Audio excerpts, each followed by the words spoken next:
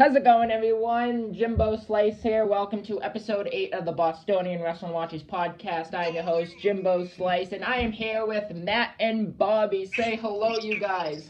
Hello, you guys. What is up? Welcome to episode 8. So in today's podcast, we had found out a very interesting topic that we would like to bring to you guys. So, Matt, if you would do the honors, I personally haven't watched the XFL, so Matt and Bobby are mostly more sports fans than me. The XFL is officially canceled for good, and it's not coming back. You so much. It is not coming back. So let's get into that topic of why it was canceled because of the pandemic going around. They were just starting out. Vince put down, I think it was like $500 million for it. They were doing well, but they only had 8 teams across different locations, and then as soon as they canceled it, they just couldn't get back from it.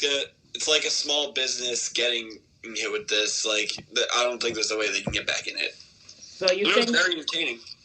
It was. I've only seen like recaps of the shows. I thought it was actually pretty good. You know, they actually did like some wrestling moves. Like I've seen like guys spearing each other. Like it's pretty sick. What on the XFL? What? Yeah, on the XFL. I don't know what team it was, but it was one of the matches this year. Like a more football-y kind of move. Yeah.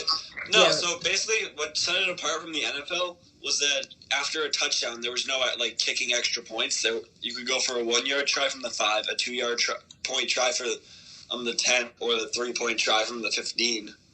Wow. So no points were ever. So no game. No points were ever counted. Was ever out of reach. Wow. Atlanta Falcons. So do you think the XFL, being canceled? 28-3. Do you think that was like a smart move? I don't. Well, I think they were because on the conference call that lasted off 10 minutes, they laid off every single employee.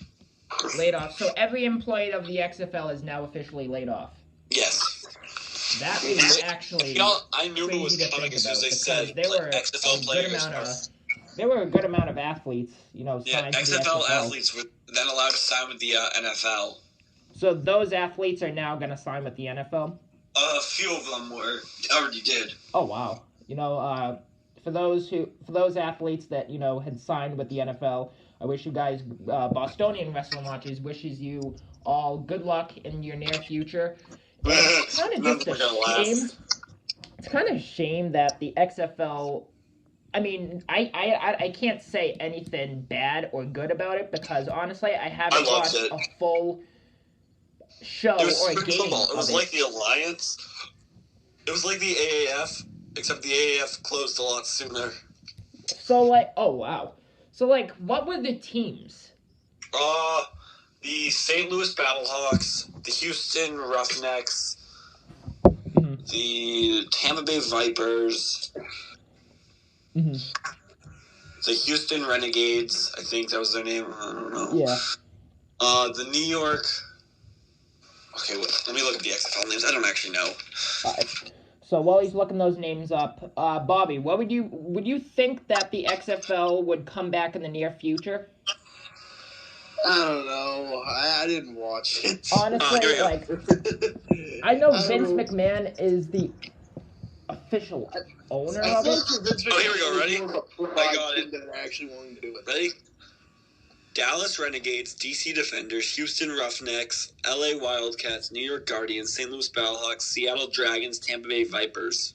So shout out to the XFL with those teams. I would actually think that, may the odds be ever in your favor. Yeah, I was going to say, I would actually think that it's the smart thing to do because, once this pandemic... Because what's going on in the world, they have to.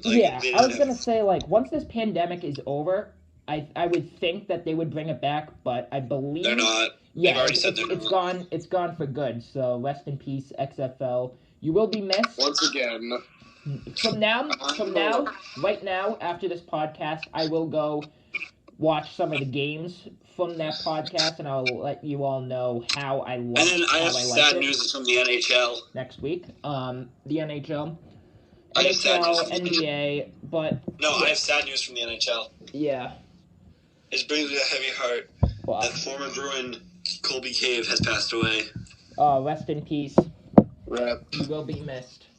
So that was our basically discussion on the XFL. You guys comment down below what you guys think this whole pandemic is kind of creating of sports, how it's affecting, sports. Comment down below your opinion on this this tragic event, this tragic pandemic, actually. So basically, what we also have for you guys today is our WrestleMania 36 topics that we put together. We have 3 topics that we did like about the WrestleMania 36 show, and the topics we didn't like about the Firefly WrestleMania show. Funhouse. So let's get on with the topics we did not like. So starting with Rhea Ripley losing the NXT Women's Championship. I get it. I actually predicted that, but yeah. You did. I guess I don't like Charlotte winning, but You I did, guess but you said she needed that. to win. You said, I remember you saying you would love to see Rhea Ripley going up on the main roster. Yeah, I did say that. That might not happen for a while now. Yeah, because, I think, Io Robin's off Shirai TV has a for a couple future weeks at NXT least. Women's Championship match against Charlotte after she won that women's, I was about to say Money in the Bank, but the women's title, NXT title shot opportunity to face the Queen Charlotte for the NXT Women's Championship after she beat Rhea Ripley in the figure 8 in the middle of the ring. How did you guys feel when you saw Rhea Ripley tap out to the figure 8 leg lock? Wow, this match was uncomfortable. It was. well, actually, I was like, woo, I got predictions were really alright. That's right. You did. It was a very uncomfortable match to watch. I agree. To say the least, I agree. Match, in my opinion. Rhea Ripley should not have match. lost the NXT championship, the NXT Women's Championship, because she had just screaming. won it less than 4 months ago, and I don't think that it was a very smart idea or move to drop the title of Rhea. I honestly thought of her as the longest reigning NXT Women's Championship. I honestly did. And it's a shame that she lost it to Charlotte. I mean, all respect to Charlotte. She's an awesome competitor, but I feel like she is overpushed. She is overrated. She is definitely one of the most top-pushed female wrestlers today. If not the, in WWE history, top-pushed women's wrestler. But I think that Charlotte is definitely... I think it's unfair for the women's division for everybody not getting a good enough push as Charlotte. I mean, she's already won over 10 titles, women's championships. Was it 10 or something around that? But anyway, I think it's 10. It's 10, yeah. It's definitely 2 digits, but I think like someone like Dana Brooke, someone like who else? Dana Brooke, Tamina. She hasn't won a single women's championship in her WWE career. I mean, granted, she will be facing Bayley if she beats Sasha Banks, but I don't think that it's very fair for Charlotte to get such a big push all these years, ever since she was, signed with NXT. I don't think Charlotte is definitely, I think she always be known as her she should just settle down. I think that her character should just take a break and kind of just give her that mentality for people to love her again. I mean, I don't know. It stinged me. It stinged me like a needle to see Rhea Ripley tap out in the middle of the ring. It was very emotional for me, and I think that it was one of the worst decisions by NXT or WWE. She even proclaimed it on Twitter. That's how I truly feel. I'm all about honesty. That's how I truly feel about Rhea Ripley dropping the title to Charlotte. I heard, or I know, because we talked about this, I think the real reason Rhea Ripley lost the title is to move up to the main roster, but like we said, we don't know if she actually will be moving up to the main roster. I mean, you could do, like, you could take her to the main roster, take her down to NXT, keep her in NXT. Yeah. I think Charlotte going to NXT is a good idea, is a business decision. Yes. Because Charlotte's a big name, and that, like, helps NXT significantly against AEW. Exactly. They won the ratings war this week. Yeah, They did? that's probably why they did By win the 1,000. NXT. Yeah, Because like, and NXT had like a takeover this week, a mini takeover with 2 they matches. did. Yeah. The ladder match and the Gargano and Ciampa match. I love that ladder match. Yes, it was on By the Io way, Shirai. I was a can't big wait for win Io there. Shirai versus Charlotte. I honestly think her to do it, and Io she did should it. win. That was nice. It's very poor choice of Charlotte winning the NXT Championship. It I hate doesn't make Charlotte. sense at all. I don't It even care. does not make sense. That's what Charlotte, if you view this, I did stop not being like. overrated. That yeah, exactly. Thank you. To say What the other least, thing didn't you like? Charlotte Flair is overrated. You can think you guys can think differently. I will respect your opinion. We will respect your opinion. No, I agree. I But- agree with you. Charlotte is overrated and a half because of her last name. Yeah, Charlotte exactly. deserves everything They're that's trying to coming her make way. they're trying to make a next Everything is on a Ric silver Flair. platter to it. They're trying to kind of copy Ric Flair's championship rings, and they're trying to copy and paste that onto his daughter.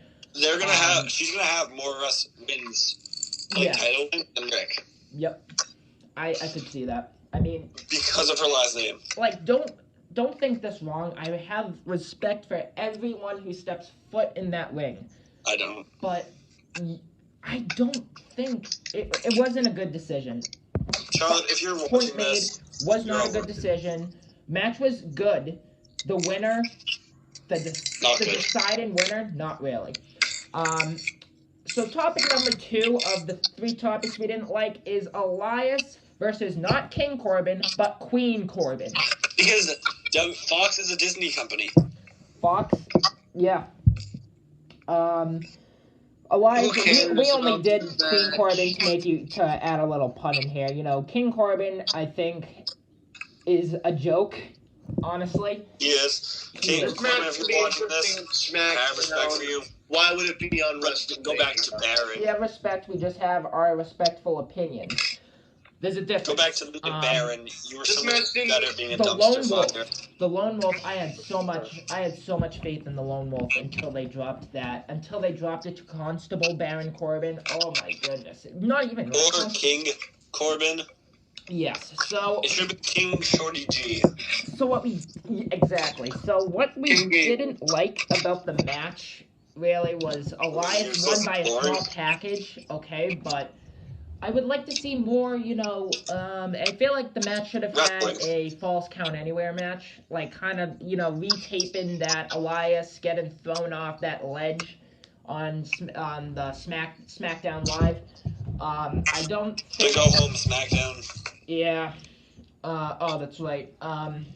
Elias versus King Baron Corbin was definitely It was one terrible. of the boring matches of WWE. Like, I wouldn't care about this match on SmackDown. What made you think I'll care about it on WrestleMania? Yeah, well said. That's less than WWE. You don't need 80,000 matches on your card Yeah, to make it a show. yeah. You just have, it's about the 6, quality, 7. not quantity. I prefer a match card of 6, 7 at most. 16 is too much. Oh, that Yeah. that made me get a migraine. 16, yeah. I feel like quality, if any WWE... Quality over quantity. Exact quality matches. WWE That's what should watch WWE this. Back needs then, to it was about focus the on. people- Not quality, but not quantity. Quality matches Back- bring ratings, bring money, bring business. Elias versus that's what- Baron Corbin was a joke. I mean, like, back in the day, it was like WrestleMania is those who, like, made the biggest impact of the year. The people Yeah. who made the biggest impact get the WrestleMania matches. Not everybody gets a match. Yeah. I mean, It doesn't make you feel special anymore. it doesn't. It You honestly got earned doesn't. being at WrestleMania. You can't just get it given to you. I feel like a lot of matches were just kind of Charlotte, shoved down our Charlotte. throat. Do you guys feel the same way when I say, like, the matches were kind of shoved down our throat? Yeah. Like, Yeah. Charlotte, for example, she didn't do anything this year. Yeah. From last WrestleMania to this WrestleMania, she doesn't do anything significant except win the Women's Royal Rumble. Yeah. Other than that, she did nothing. Remember the Royal Rumble? Nothing. My expression the entire time. Oh, yeah. I mean, Oh, you were like, no, not Charlotte.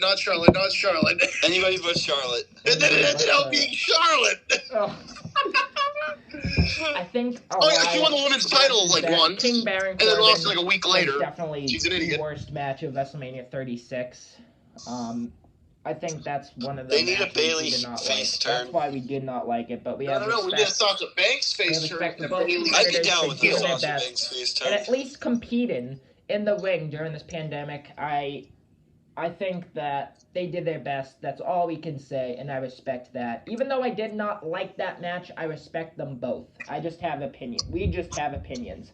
Number 3 on the topics we didn't like was the pre-show, Liv Morgan versus the Queen of Hearts, Natalya. I didn't even watch that match, so I didn't either. Well, it could have been like a fucking 5-star classic for all I know. I didn't watch it. Yeah. I did watch the Gulak and Cesaro match because that's what I heard like people saying it was good. And it was only like 4 minutes. Yeah. So, I didn't watch that either. So, I think... We didn't need pre-show matches. We really didn't. If they were good or bad, we didn't need them. Yeah. I think that Liv Morgan versus... Now, I'm not talking about the match per se. I'm just talking about... This is another good example of shoving matches down her throat. Liv Morgan versus Natalya. Liv Morgan had just came back a couple months ago after she returned with a new kind of character role. She came out of the closet. Came out of the closet, and she just didn't... And then that was the only time she ever did it. Yeah. I feel like they're trying to move on from that whole storyline in general. Yeah. Oh, the Rusev and Lana garbage? Yeah, that stuff. I think they're trying to save Liv Morgan because they realized they messed up. Yeah. I mean... That was it's like the whole storyline itself was a bad thing. They're trying to move all the wrestlers away from even Bobby Lashley. Even Bobby Lashley's trying to like showing signs of breaking up with Lana. They're trying to move past it. Right. Can they please? That storyline sucked. I think pardon my French. Away from each other and into better places. Right. That's the best idea. And Natalya. I think that Natalya is one of the best in-ring competitors, and I think she should go for a title shot soon. Yes. She should definitely be a women's champion before she retires. Another women's champion. She should definitely have the title once again. Liv Morgan versus Natalya. We didn't like this match per se because, like we said, it wasn't a good match on my opinion. I think that you guys said you didn't watch it, but I think it's like one of those matches that you watch once, you're like, okay, and then move on. I didn't watch it. Yeah. I didn't per se like it. I did watch the pre-show. I didn't per se like it. I just thought that they needed a kind of storyline. I think it was just put together, like we say, quality versus quantity. We always choose quality. I think that match should have just been on SmackDown Live or even main event, honestly. But no, nothing, no disrespect, just our opinion. So let's move on to something positive after ranting to you guys. 3 topics we did like about WrestleMania 36. Let's start off with the match of the night, on my opinion. The Boneyard match between AJ Styles versus The Undertaker. Now, Undertaker had brought back the biker gimmick. I thought that was absolutely awesome. I thought that was definitely one of the greatest buried alive matches in history of WWE. Yes. Yeah. I think. Did you guys like it? It was so different. Yes, I felt like I was watching a movie. The Firefly Funhouse match. I loved the cinematic kind of role the match had delivered. I really enjoyed the match. All in all, Undertaker, Luke Gallows, Carl Anderson, even the Grim Reapers that tried to take down the Undertaker, but Undertaker, was fighting back. AJ Styles throwing a gravestone on his back, trying to bury the Undertaker, but he kind of teleported right behind AJ Styles when he was about to bury him with the forklift, not the forklift, the digger, and I think that match was definitely the match of the night. Match of night one, I will say. Match of night one. What do you guys think on that match? Did you guys like it, or? I loved it. Yeah. That and the Firefly Funhouse match. I loved that match. And Johnny Gargano versus Tommaso. -1,000. All right, Matt's just talking about his brain cells real quick, but Firefly Funhouse was really great. I hated that the Boneyard match. They were both wasn't a real match. You guys like the cinematic kind of what was delivered? You loved it? There's a lot more to wrestling than just wrestling, in my opinion. Yeah. There's also story. This story, I love that. The Funhouse match wasn't a match. The Firefly Funhouse match told a great story. No, it didn't. Wasn't it like 6 years in the making between John Cena and Bray Wyatt? Like we went back, like in the Firefly Funhouse match, we went from like John Cena's debut. Yeah, I love the SmackDown. I love the SmackDown metal thing. I love that. 1,000 out of Bray Wyatt went back to his Eater of Worlds gimmick real quick. Yes. John Cena was in the NWO. Yep. They tried to make parallels between him and Hulk Hogan. Yeah. And how John Cena should have turned heel. Yes. Like Hulk Hogan did. Yep. But he didn't because he was overhyped, overprivileged, and the most overrated. It was the same thing about Bray. Yeah. But they turned it around on him. Yep. Yeah, that's what I got from it, and I thought it was. And Bray Wyatt got the win. He got the 1, 2, 3. Okay, it was a fake match. It didn't actually count. Boneyard, but it was about making a statement, which it did. The match sucked. Yeah. Did you guys like how the Undertaker brought back his old gimmick? What? Did you guys like the Undertaker bringing back his biker gimmick? Yes. I thought that was honestly I'm for the dead man, but it was cool seeing the biker. I think that they're trying to get rid of the dead man persona. Why? For the rest of Undertaker's career, unless he does bring it back for his final match. That wasn't actually. I want to see it never again. Yeah. I love the dead man. I grew The up on Undertaker is in real life. Yeah. The dead man got me into wrestling. Yep. Did you guys know AJ Styles' name was Alan? Yes.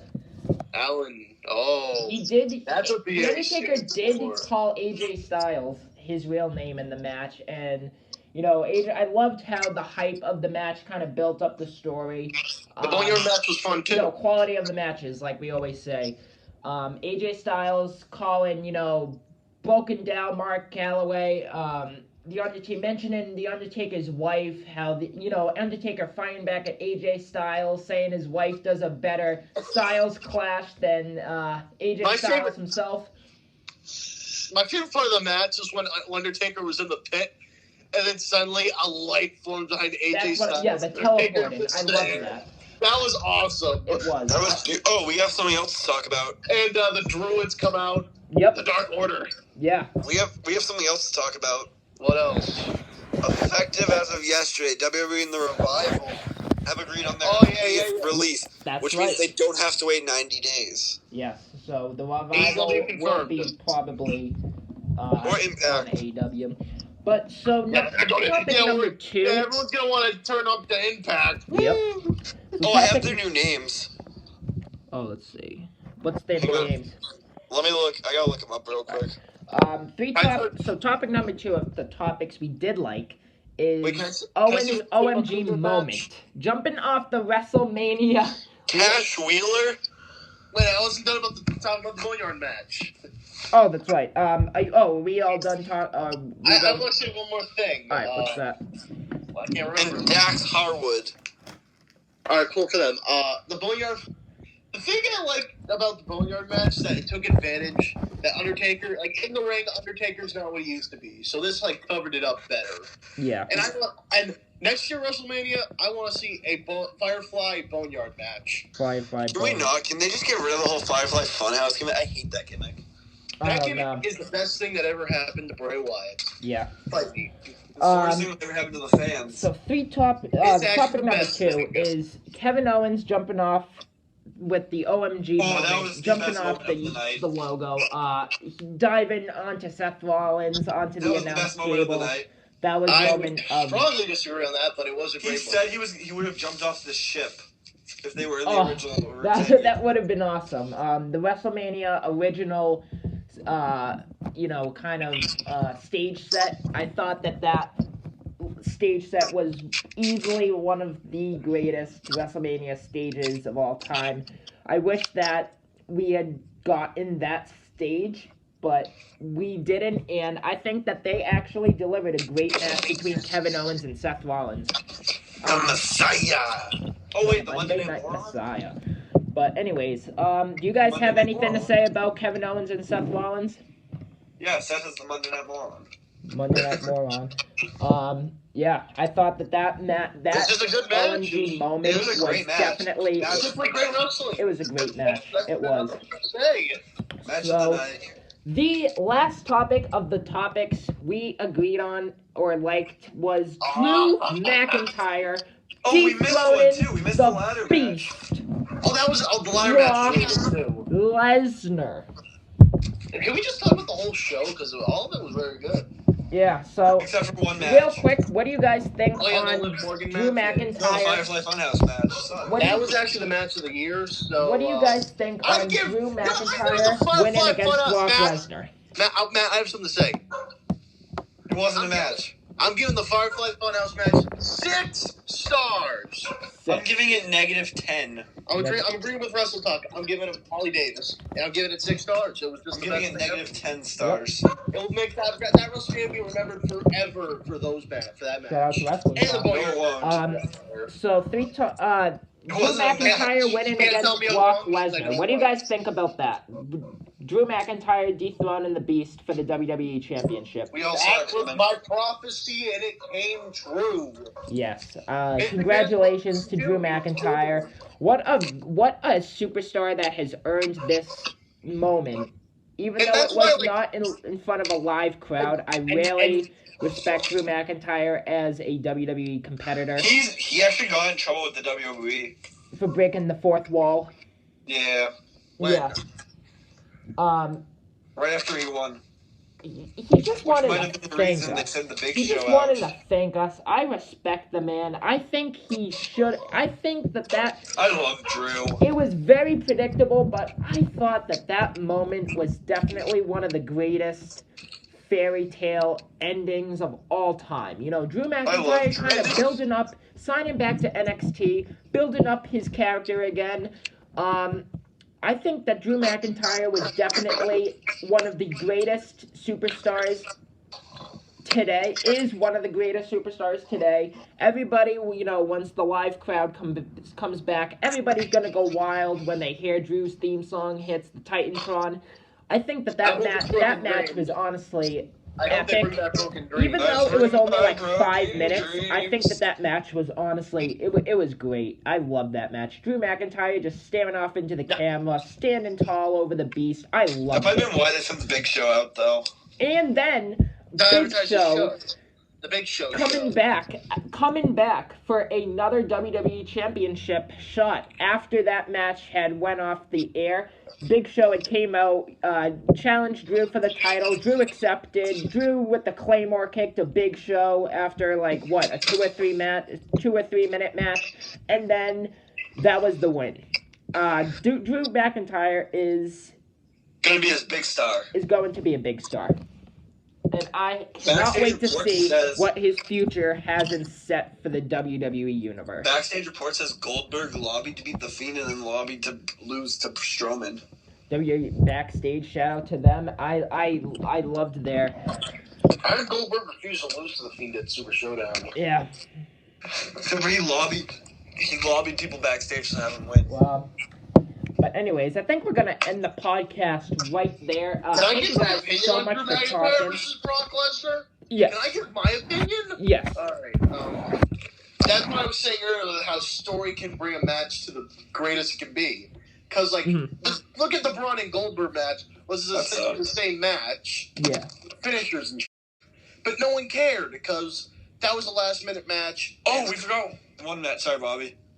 And because that was just a match they had to put last minute. Good for Braun for winning, but no one cared. But with this Edge versus Orton. Oh yeah, that was good too. People were saying that one dragged on, but it was 36 minutes, but it was all worth it. Yeah. What I think about that match, because they told the story. The concerto at the end. That was the story. The story carried that match. It did. And the Brock vs. Drew, the story carried it. And Matt, you're gonna hate me for this, but even the Firefly Funhouse, no, it didn't. The story carried that match. No, it didn't. It's all about story. It's not just about doing flips or cool submission holds. It's about flips, just story to tell on the way there. Kind of like a Johnny Gargano versus Tommaso Ciampa. That one. I didn't watch that match. That is the greatest rivalry in NXT history. Yeah. I didn't watch that match. I feel like Edge and Orton, with Edge and Orton, I feel like they should have had like cinematic feel, like Johnny Gargano versus Tommaso Ciampa. They should have had something similar to that. When that door closes, it's on. Anyways, Triple H returns to SmackDown in 2 overall, the WrestleMania was not good in spite of the situation, but it was just a good WrestleMania in general. Yep. So I honestly agree. But anyways, I think that will be ending the podcast here today, ladies and gentlemen. Thank you guys so much for tuning in, as always. Say goodbye, Matt and Bobby. We'll see you guys next week at episode 9.